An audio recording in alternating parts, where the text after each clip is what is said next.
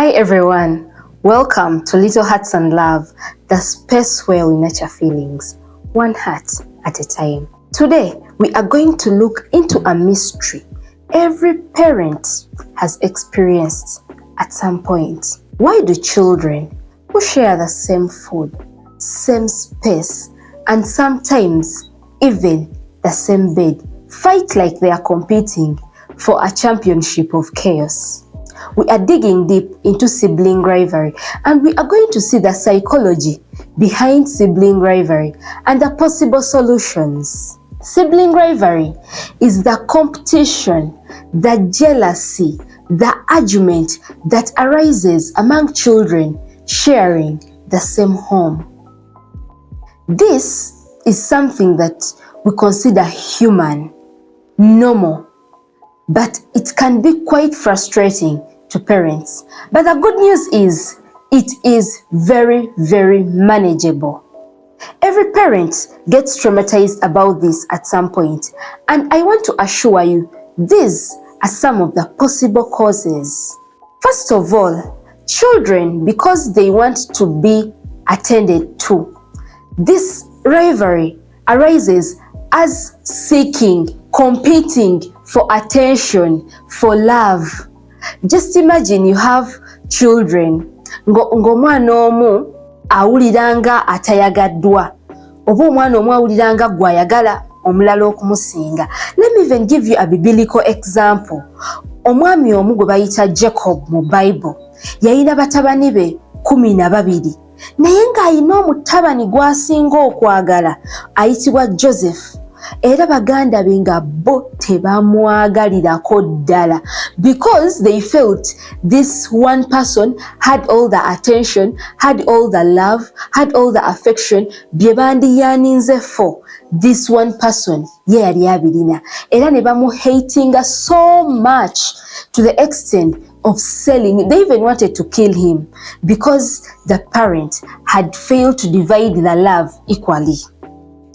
Kakati gwe ng'omuzadde olina okumanya nti these children want attention, era ogezeeko nnyo okulaba nti buli mwana omuwa attention. Sigamba nti you're frustrated. Sometimes tuva ku mirimu nga tukooye, naye if you are frustrated, try to show them that you're fair. They are not fighting for equal love, and you cannot give them equal love. That is practically impossible.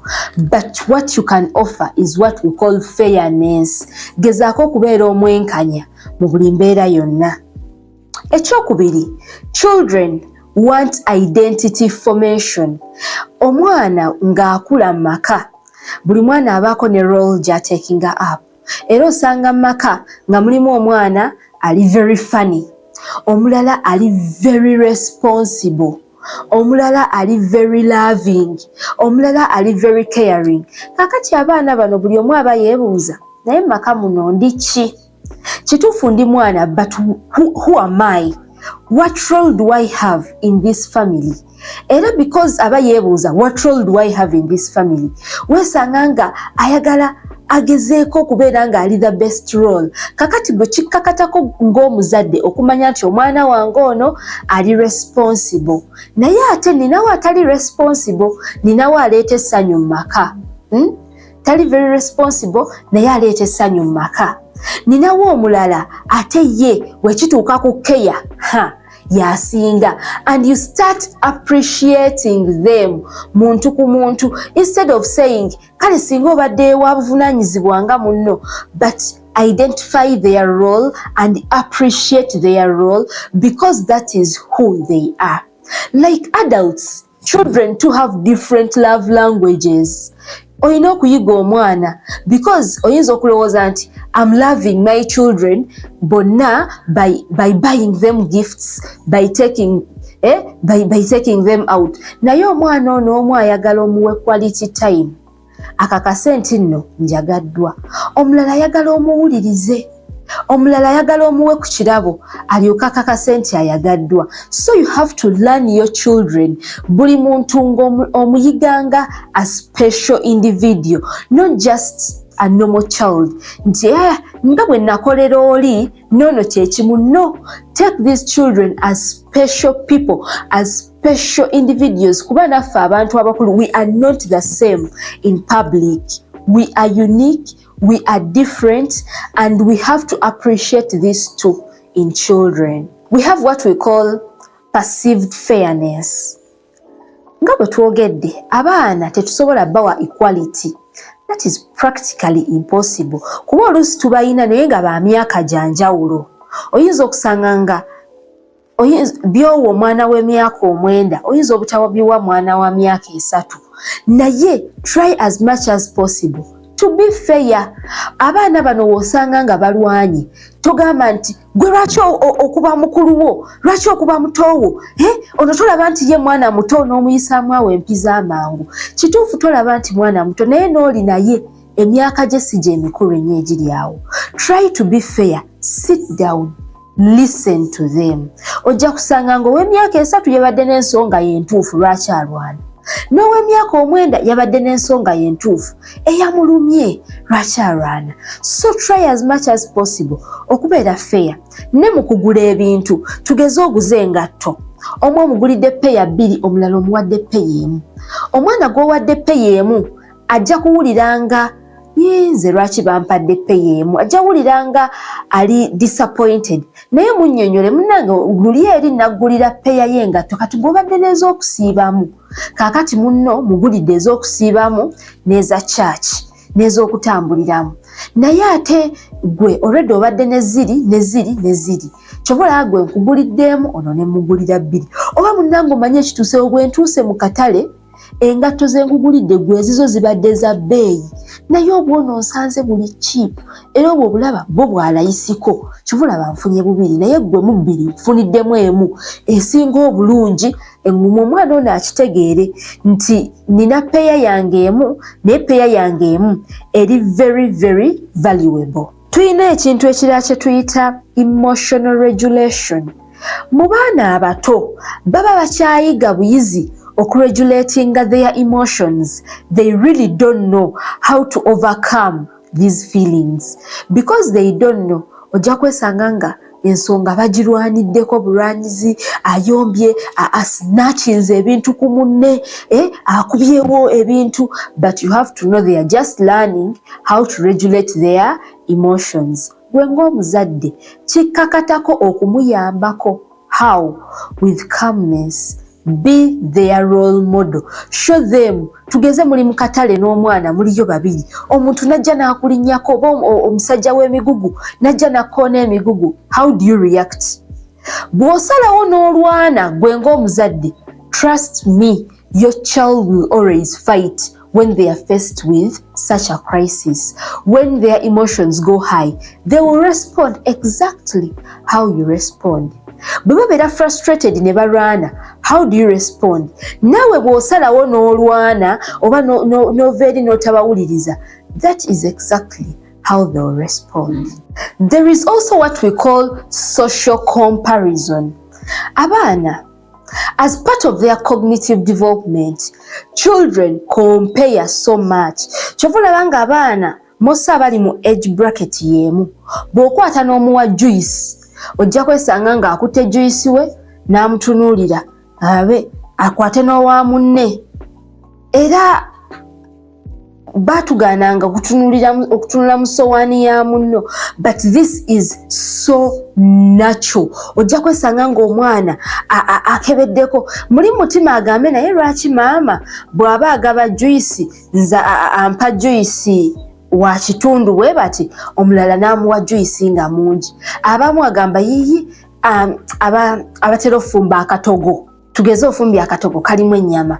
Abaana bano bagenda ne extra mile n'agamba nze mu katogo kange ke bampadde wano emmere mulimu ebifi by'ennyama bimeka. N'agezaako okubala nti omwange mulimu 3. Naye lwaki maama mu yagundi ataddemu ebifi 6 ng'omwange mulimu 3? era muli eri ne kimulumya obwongo n'agamba lwaki nze gwe bawadde ebisatu oli lwaki bamuwadde 6 kaakati gwe ng'omuzadde olina okukimanya nti these children compare so much ogezeeko nga bw'osobola nti bwe bagezaako okukomparinga all they see is fairness because this comparison fuels rivalry and we cannot do away with it. They will just outgrow it with age, with time. And then there is also what we consider the age and developmental needs. Omwana w'emyaka 3 wanjawulo nnyo ku mwana w'emyaka 6. Omwana w'emyaka 3 they deal a lot with chaos. They love their things nga biri chaotic. Nebiddole ebyo waba abizanyisa ayina ak'okunyeenya ayinawo akamotoka osanga nga abikanyuze wazanyisa kamotoka n'alekaawo nagenda n'akwata kiddole n'alekaawo nagenda n'akwata kaki n'alekaawo naye ono w'emyaka 6 aba atandise okukula ng'atandise ebintu by'okubyagala nga bipange nga biri very organized. Kati ojja kusanga nga because ayagala ebintu bye nga biri organized. Katugeze ono w'emyaka 3 alabye ekiddole ky'oli n'agezaako kikwatako. Bannange onajja kunyiiga nnyo mpa ne luli eri waleka ddole yange wabweru ne tusanga enkuba ng'egikubye egyonoonye because ono ebintu bye atandise okubi ataakingako value. Naye ate ono azanyisa buzanyisa kunyumirwamu n'alekawo naye ono atandise okwataakingako value. Because atandise okwataakingako value, they love their things so much. So you have to know the developmental needs. Nti ono omwana ye ayina byayagala n'oli ayina byayagala and respect that as a parent. There is no way we can say nti nze ewange tewajja beerayo sibling rivalry. That is practically impossible because sibling rivalry is simply saying these children are learning to share the same space, the same love, the same attention, and the same attraction. You have to show them, yes, you are learning, but we have to learn politely.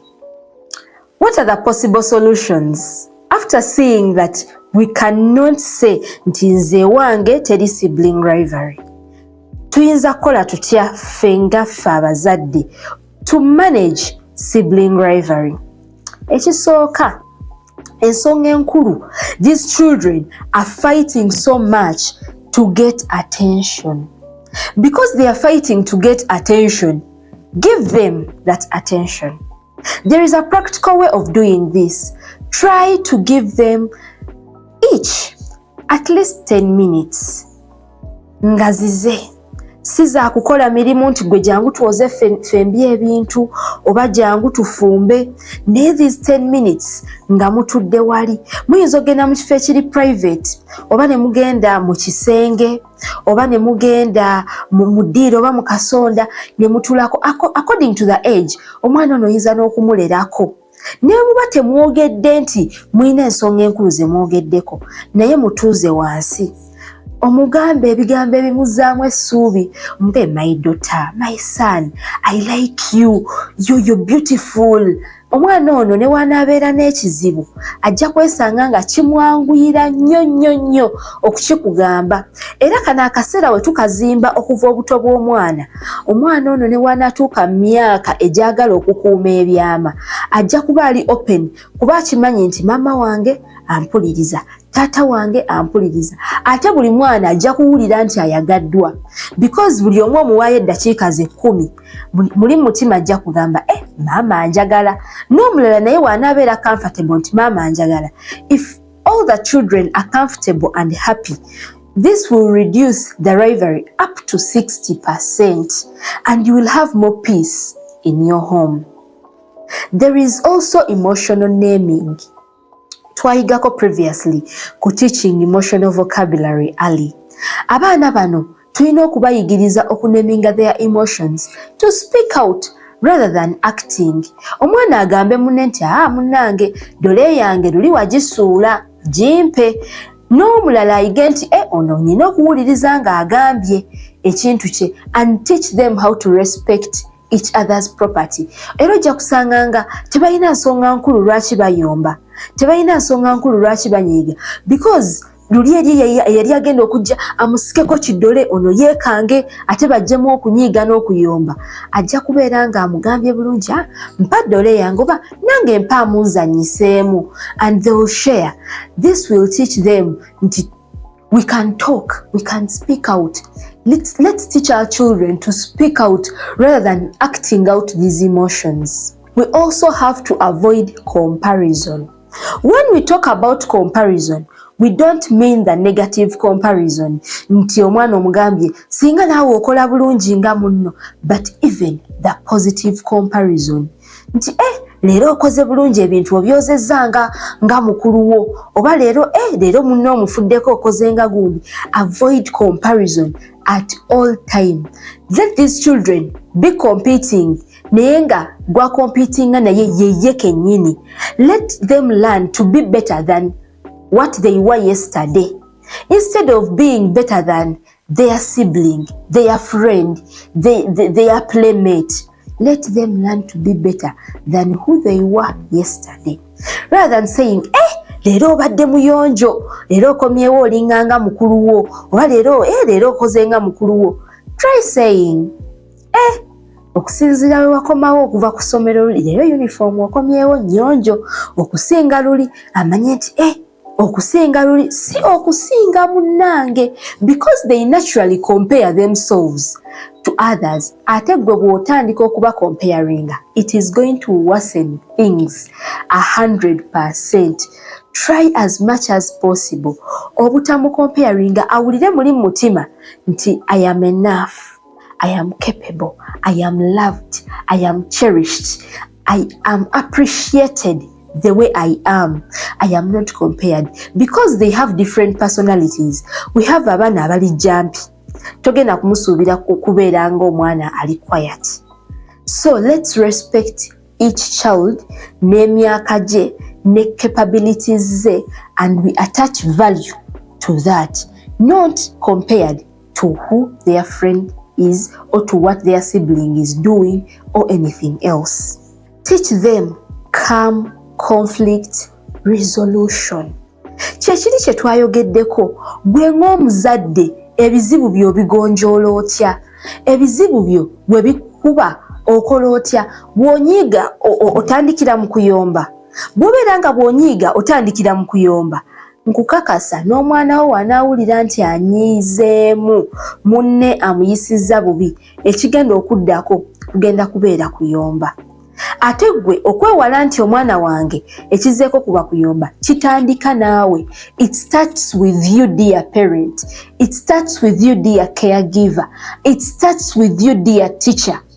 If you are to avoid this sibling rivalry, if you are to resolve conflicts calmly, start by doing it yourself. Muli mu public place, tugeze bana babeera mu nnyumba, same gate. Omwana akulaba neighbor tugeze ayina kyakoze, n'osalawo obuuke omuyombese, omwana era kyagenda okukola ekigenda okuddako kugenda kubeera kuyomba na banne. But to avoid this at all cost, olina okugezaako nga bw'osobola ng'omuzadde okukakasa nti omwana wo ayiga, ate tali mulala gy'agenda kuyigirako, wabula agenda kusooka na kuyigirako gwe. We have to teach, we have to learn as parents to celebrate cooperation loudly. Buli lw'osanga abaana bo obululi nga babadde bayomba naye leero nga bakwataganye. Abaganda bagamba nti abooluganda bita bwe bikoonagana tebyatika, naye kubanga we bikoonagana leero bakwataganye tebyatise. Togamba nti abo ne we bayomba sisuulayo kyange bajja kuddamu bakwatagane. Lw'obasaaze nga bakwataganye, gezaako nnyo nga bw'osobola okulaga nti nno okisanyukidde. Abaana bakola nnyo ekintu ky'osanyukidde. They will know that mommy appreciates this, daddy appreciates this, teacher appreciates this. And because you've shown them that you appreciate, they will do it more and more and more. And this will bring more peace in your home. Let's try as much as possible to create family rituals that build connection.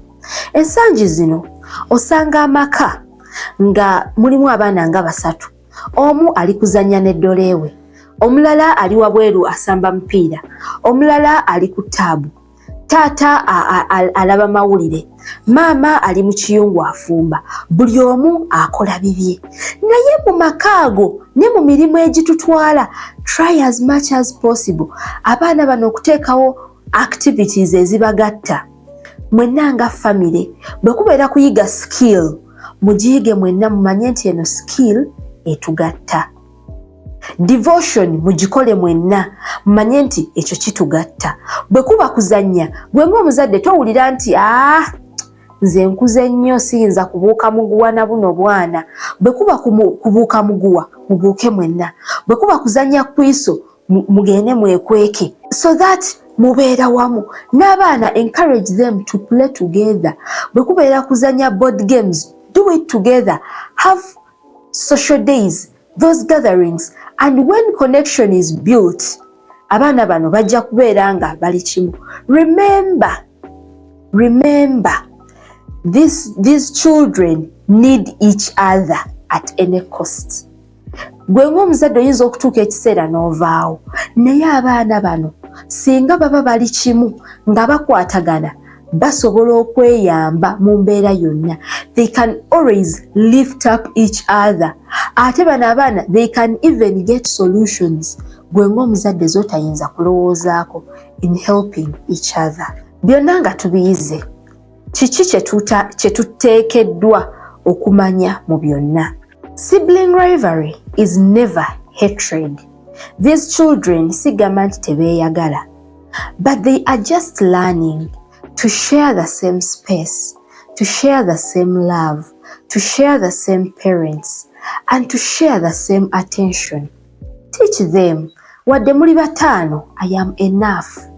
I can give you love mwenna. Nze love gye nnina mutima gwange mwenna ebamala. Attention gye nnina mwenna ebamala. I can give you attention mwenna, and all of you will feel loved. Your calmness becomes their security, and your love is the super glue that will keep them together. We need to try out something. Take this as a challenge. Give your children 10 minutes, 10 uninterrupted minutes. No phone call, no answering any other person, nothing but 10 solid minutes of attention. Buli omu ng'omuweezize. Not leaving out the group attention, bonna okubeera wamu nabo, but let's try this attention. And your home will become more peaceful. Thank you so much for tuning in into Little Hearts and Love. Bw'oba owulira bye twogedde bikukutteko oba neewuwo gyebiri naye ng'ofunyeemu ky'oyinza okutandika nakyo okukola mu maka go, awo ewali akapeesa ka subscribe koonawo. Comment, share, follow. Let's support this and recommend this show to a parent. Thank you so much. Until next time, bye-bye.